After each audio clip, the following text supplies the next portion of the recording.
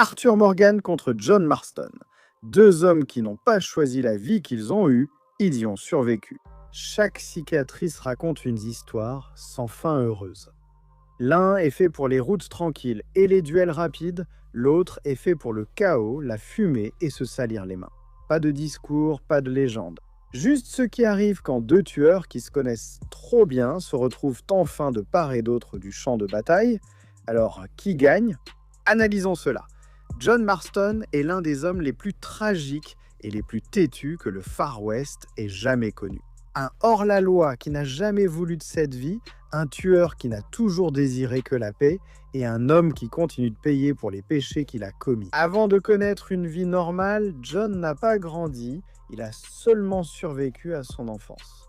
Né dans la misère, élevé dans la violence, il a côtoyé des criminels avant même de comprendre ce qu'était le crime. Il a été blessé par balle enfant, battu plus de fois qu'il ne s'en souvient, et a vite compris que le monde frappe sans se soucier de ta préparation. Quand Dutch et le gang des Van Dalen l'ont recueilli, ils ne l'ont pas sauvé, mais façonné. Il a appris à tirer, voler, se battre et survivre. Il a appris à tuer avant même d'apprendre à vivre. Et cela a rendu John Marston dangereux. John n'est pas bâti comme Arthur. Il est plus mince, plus rapide, plus vif. Là où Arthur est une force brute, John est instinct et réaction. Il se bat comme quelqu'un qui s'attend à la trahison, à une embuscade et à la mort, à chaque coin de rue. Il est toujours en mouvement, jamais assez immobile pour être une cible facile. Jean est redoutable en combat à main nue. Il frappe vite, brutalement, use de coups sales, de genoux et de tête pour finir rapidement. Il n'est pas tape à l'œil, mais efficace et très résistant. Jean se fait tirer dessus, poignarder, brûler, piétiner, jeter à terre, des chevaux écrasés sous des débris.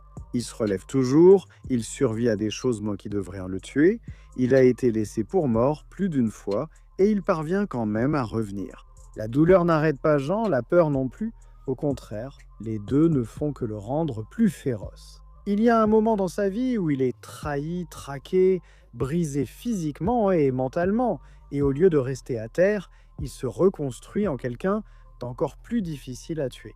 Mais c'est avec les armes à feu que Jean devient une légende. Jean Marston est l'un des tireurs les plus redoutés de la frontière. Il dégaine vite, vise avec précision, reste calme.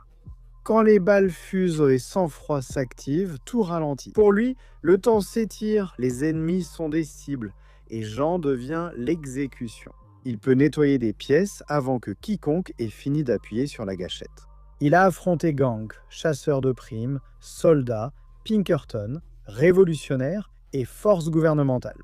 Il survit à des combats mortels et reste dangereux à toute distance. Revolver de près, fusil à moyenne distance, fusil à pompe pour la foule, arc pour élimination discrète, dynamite pour destruction. S'il existe un moyen de finir un combat, Jean sait comment l'utiliser. Il n'hésite pas, il ne reste pas figé. Quand il faut agir, Jean agit. Ce qui le différencie d'un tueur ordinaire, c'est qu'il n'y prend aucun plaisir. Il n'est pas assoiffé de sang, ni en quête de chaos. Il est fatigué, amer, hanté. Il se souvient de chaque homme enterré, de leur visage, de leurs cris. Voilà pourquoi il veut arrêter. Il tente constamment de bâtir une vie normale malgré un monde qui le ramène toujours à la violence. John ne se bat pas pour la gloire, mais pour sa femme, son fils et un avenir qu'il n'aurait jamais dû avoir. À chaque fois que John appuie sur la gâchette, c'est parce qu'on veut lui prendre son avenir. Il bâtit sa maison lui-même et travaille la terre. Il essaie d'être un père même s'il n'en a jamais eu. Il essaie d'être un mari, même s'il a été élevé par des voleurs et des tueurs. Dès qu'il touche la paix, le passé revient, armé d'un pistolet. John dit toujours qu'il ira en enfer si cela permet de protéger sa famille. Il affrontera seul des armées, combattra des monstres humains et mourra debout sans jamais s'agenouiller. Parce que c'est qui John Marston est. Ce n'est pas l'homme le plus fort de l'Ouest, ni le plus intelligent, ni le plus rapide. C'est un des hommes les plus durs à tuer, l'un des plus dangereux quand il a à perdre. John Marston est le survivant du Far West, un homme forgé par la violence qui a tenté d'y échapper. Une légende façonnée par la douleur. Un homme qui a prouvé maintes et maintes fois que même dans un monde qui ne pardonne pas, certains continuent malgré tout à se battre pour devenir meilleurs. Arthur Morgan est l'un des membres les plus remarquables du gang de Vanderland, le plus coriace, le plus fiable et le plus accompli des hommes de Dutch. Il est toujours prêt à faire tout ce qui est nécessaire pour soutenir le groupe. Mais au fond, Arthur Morgan est un homme bon. Arthur est largement considéré comme le membre le plus dangereux du gang, craint aussi bien par ses alliés que par ses ennemis en tant que principal homme de main. Raison simple, cet homme est une vraie bête. Arthur est assez fort pour envoyer valser des gens d'un seul coup de poing et tuer facilement des hommes à main nue. Cela va même jusqu'au point où Arthur est capable de se battre contre des loups, des cougars, des bisons ou des ours grizzly uniquement avec ses poings et de réellement gagner le combat, tuant ainsi les animaux. Ensuite, il part calmement comme un champion, ce gars est une vraie menace, sans plaisanter. Arthur est assez fort pour repousser des grizzlies et maîtriser des bovins et des bisons lors d'un tir à la corde. Il est pratiquement doté d'une force surhumaine. Arthur est tout aussi résistant. Cet homme est une brute, il a pratiquement une endurance surhumaine. Il peut survivre à des tirs d'armes à feu et à des explosions, se relever après avoir été attaqué par des animaux sauvages, encaisser des coups de poing d'autres personnes sans problème et continuer à se battre pendant des heures, ou même lorsqu'il est grièvement blessé. Il a survécu à une torture et à des punitions sévères infligées par les O'Driscoll, et il avait encore assez de force en lui pour s'échapper et tuer chaque O'Driscoll sur son chemin. Même alors qu'il meurt de la tuberculose, Arthur puise dans sa force intérieure. Hudson continue d'avancer, combattant et tuant tous ceux qui se trouvent sur son chemin, et bat Micah avec son dernier souffle. Arthur est aussi l'un des meilleurs tireurs de l'Ouest, un expert avec pratiquement n'importe quelle arme qu'il peut avoir entre les mains. Grâce à sang-froid, Arthur a l'avantage dans tous les duels au pistolet. Sang-froid permet à Arthur de ralentir le temps et de voir le monde en ralenti.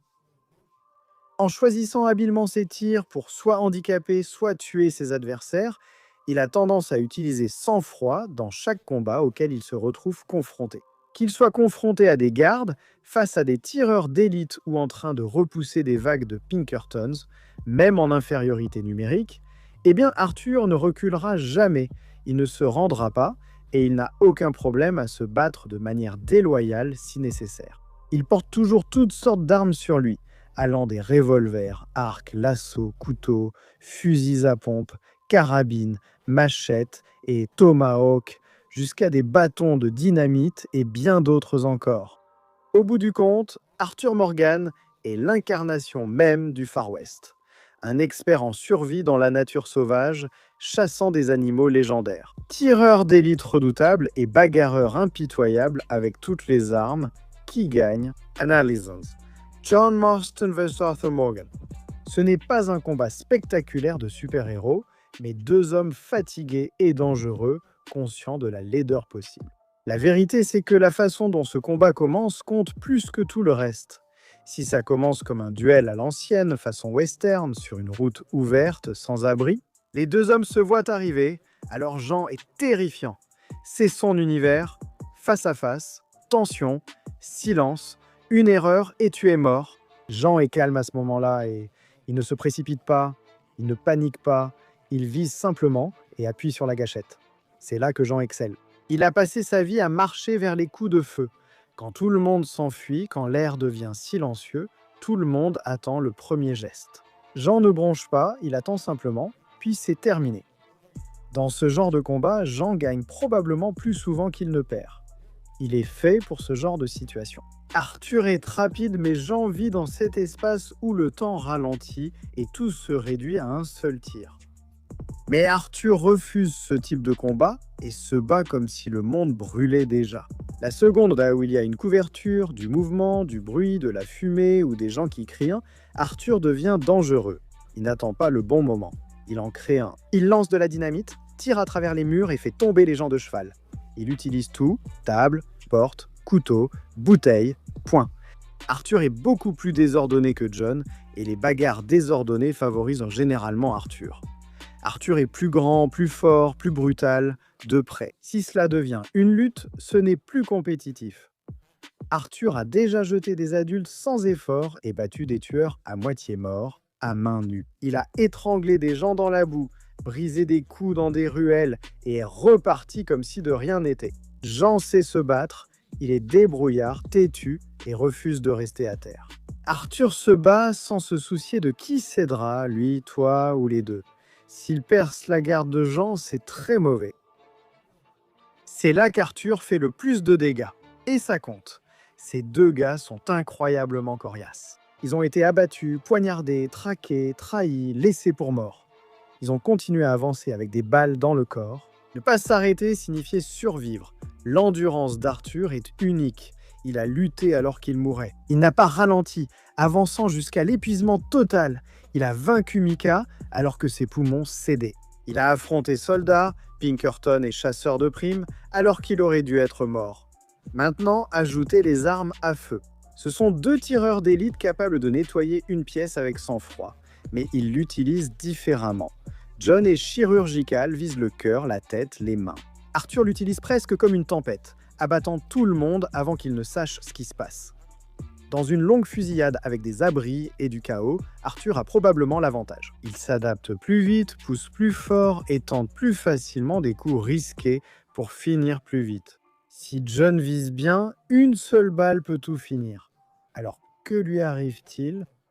Si John a le moment idéal, un tir net et précis avec une bonne ligne de mire, il peut réussir. Il n'y a pas de débat, il est très bon. Mais la plupart des combats ne sont pas parfaits. La plupart des combats sont bruyants, chaotiques et injustes, et c'est dans ces situations qu'Arthur prend souvent l'avantage. Il provoque des erreurs, réduit la distance et amène le combat dans la boue, où taille, force et brutalité priment sur la technique. Jean va lui faire mal, Jean pourrait même le battre parfois, mais le plus souvent, Arthur est celui qui reste debout à la fin, ensanglanté, épuisé, à peine debout mais vivant.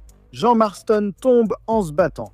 Arthur Morgan tombe en dernier. Arthur Morgan gagne. Mais qu'en pensez-vous?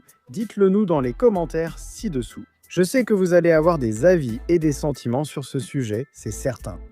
Si vous êtes resté jusqu'ici et que vous avez regardé la vidéo jusqu'à la fin, c'est incroyable. Merci beaucoup de nous avoir regardés et de nous soutenir. Et si vous voulez vous abonner, eh bien, abonnez-vous. Vous allez voir plus de vidéos comme celle-ci chaque semaine. Je vous dis à bientôt, alors à la prochaine.